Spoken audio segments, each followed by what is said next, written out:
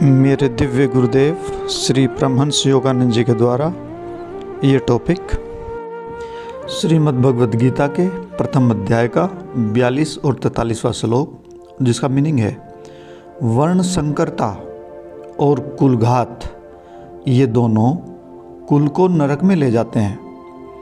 पिंड और जल के तर्पण से वंचित इनके पितर अधोगति को प्राप्त होते हैं। कुलघातियों के इन अपकर्मों से जातियों का अधिमिश्रण होता है।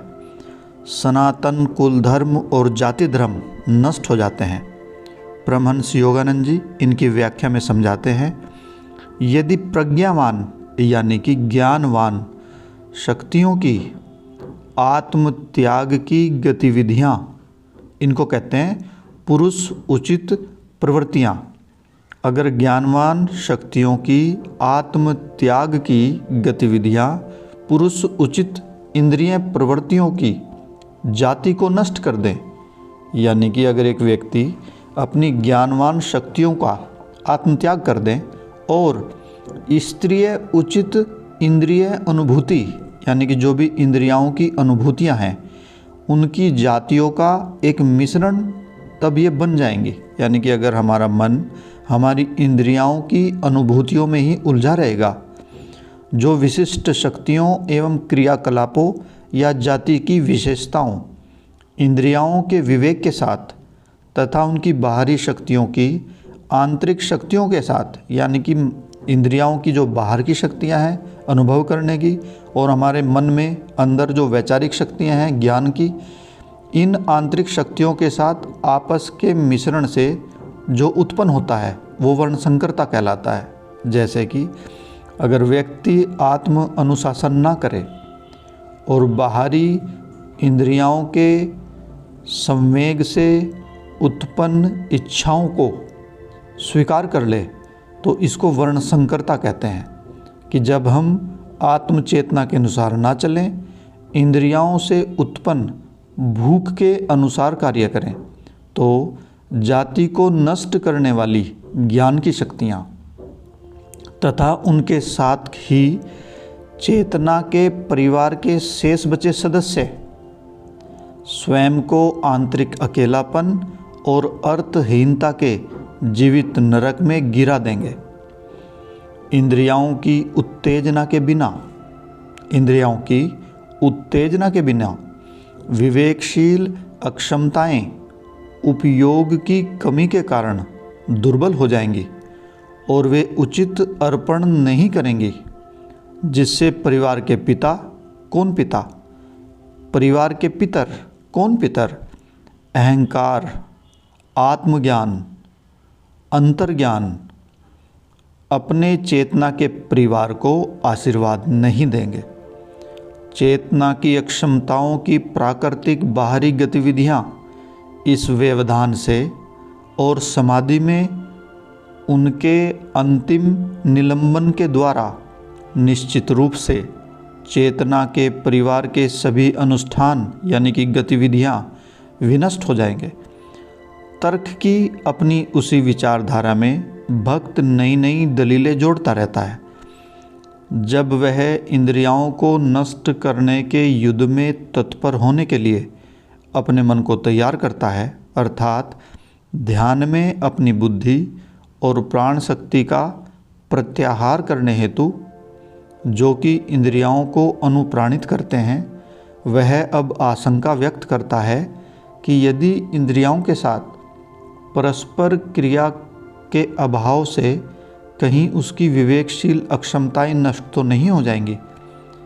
यदि बौद्धिक अक्षमताओं का उपयोग इंद्रियाओं के सामान्य आनंद को भोगने में नहीं किया जाएगा, अपितु उन्हें आत्मा के गर्भगृह में रखा जाएगा, तो क्या इंद्रिय अक्षमताओं के साथ बौद्धिक अक्षमताएं भी अकेलेपन और अर्थहीनता के नरक में नहीं फेंक दी जाएंगी?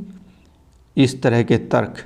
इसके अतिरिक्त उनका अभिकथन यह है कि यदि समाधि में पारिवारिक अनुष्ठान यानी कि धर्म यानी कि इंद्रियाओं के धर्म, इंद्रियां और ज्ञानवान अक्षमताओं के अभ्यस्त कार्य नष्ट हो जाएंगे यानी कि जब आदमी व्यक्ति ध्यान में जाता है और समाधि में बैठता है, यानी कि इंद्रियों की अनुभूति नहीं कर पाता, नष्ट हो जाएंगे यदि ये अक्षमताएं वर्ण संकरता यानी कि चेतना की बाह्य अक्षमताओं का उनके आंतरिक प्रवृत्तियों के साथ मिश्रण एवं इंद्रियां तथा ज्ञानवान प्रवृत्तियों का आपस में मिश्रण के कारण जातिगत विशिष्ट गुण को खो देंगे।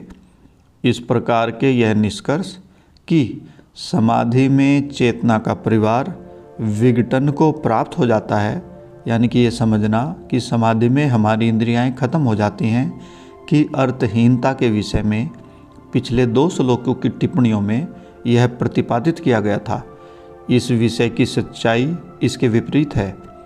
नकारात्मक स्त्रीय उचित विषय सुख यानी कि इंद्रियों की भावना अथवा अनुभव, सकारात्मक पुरुष उचित इंद्रिय क्षमताओं द्वारा मार्गदर्शित रहते हैं।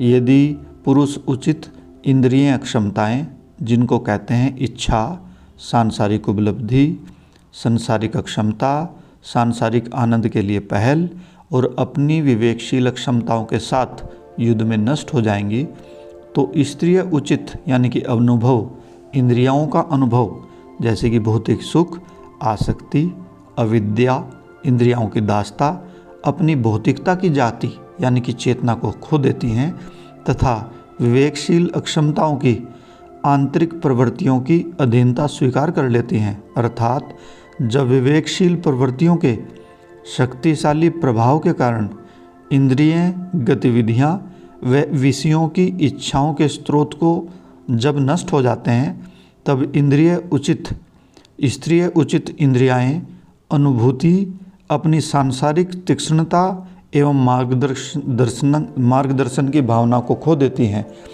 इंद्रिय क्षमताओं का संपूर्ण वश नष्ट हो जाता है, अपितु ज्ञान की अक्षमताओं के इस शासन से प्रबुद्ध हो जाता है।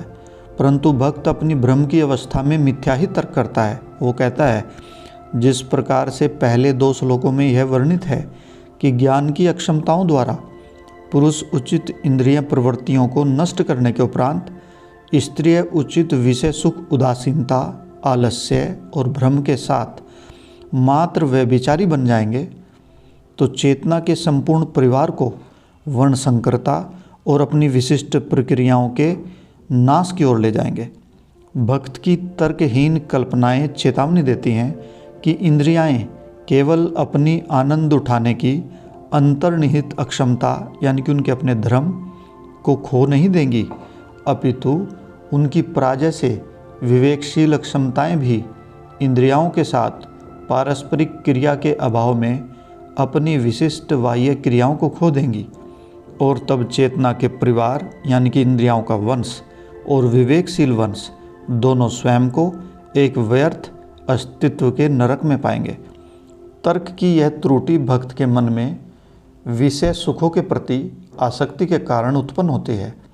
जब वह अपने ज्ञान की क्षमताओं को विषय सुखों की दासता से विलग कर देता है, तो वह पहले एक रिक्तता का अनुभव करता है, परंतु जब वह ध्यान में गहरा उतरता है, उसकी विवेकशील क्षमताएं अधिचेतन आनंद के एक नए जगत का सचेत केवल आनंद लेती हैं, तो केवल अनंत के साथ आत्मा के संपर्क में ही ऐसा पाया जाता है। मानव चेतना के परिवार के यानी कि पूर्वज आत्मा और उसके अंतर्मुखी अहम यानी कि अंतर्ज्ञान आदि की अक्षमताएं हैं। जब तक ये पूर्वज प्रज्ञावान अक्षमताओं से अंतर्मुखी प्राण शक्ति यानी कि जल तथा अति आवश्यक आध्यात्मिक प्रेरणा यानी कि चावल के पिंड के नियमित अर्पण को प्राप्त नहीं करती, तो ये साधारण मानव चेतना की अवनत अवस्था में रहती हैं। जब एकाग्रता और ज्ञान की जीवन शक्ति विकसित हो जाती है, यह आत्मा और अंतर्ज्ञान की शक्तियों को प्रेरणा से भर देती है। फिर प्रेरित आत्मा ज्ञान और अंतर्ज्ञान की सर्वदर्शी शक्तियों से पुष्ट होती है, परंतु भक्त अपने भ्रांतिपूर्ण अटकलों में लगा रहता है। यदि मैं इंद्रिय प्रवृत्तियों को नष्ट कर दूंगा, तो विवेकशील क्षमताएं काम के अभाव में नष्ट हो जाएंगी। क्षीणता प्राप्त बुद्धि आत्मा को प्रेरित करने में विफल रहेगी। प्रेरणा रहित आत्मा मनुष्य को प्रबुद्ध नहीं कर पाएगी। इस प्रकार मानव ज्ञान पतित हो जाएगा। भक्त की इन निराधार आशंकाओं राजा सांसारिक इच्छा की शक्तियों के द्वारा उसके मन में डाली जाती है। तर्क में उसके कौशल की क्षमता केवल कपट ही कर सकती है। प्रगतिशील योगी जो ध्यान में आत्मनियंत्रण में दृढ़ता से स्थिर है, वास्तविक यही पैतृक यज्ञ करता है। वह सूक्ष्म रूप से प्राण शक्तियों को इंद्रियों की तंत्रिकाओं से हटा देता है। वह भीतर की ओर प्रवाहित होना आरंभ करता है और भ्रूमध्य पर एकाग्र होकर एक दूधिया प्रकाश में प्रकट होता है। अंतर्मुखी सूक्ष्म प्रवाह आंतरिक प्रकाश मानव प्रज्ञा द्वारा उसकी आत्मा व दिव्य अहंकार व अंतर्ज्ञान रूपी पितरों को प्रदान किए गए तर्पण हैं। मानव बुद्धि को ये जीवन शक्तियाँ आत्मा की अक्षमताओं को अर्पण करनी चाहिए। अंतर्मुखी प्राण शक्ति और आध्यात्मिक प्रत्यक्ष अनुभूतियाँ दिव्य नेत्र के प्रकाश के तर्पण के बिना आत्मा की अक्षमताएं निष्क्रिय व विकृत के रूप में अविकसित रहती हैं।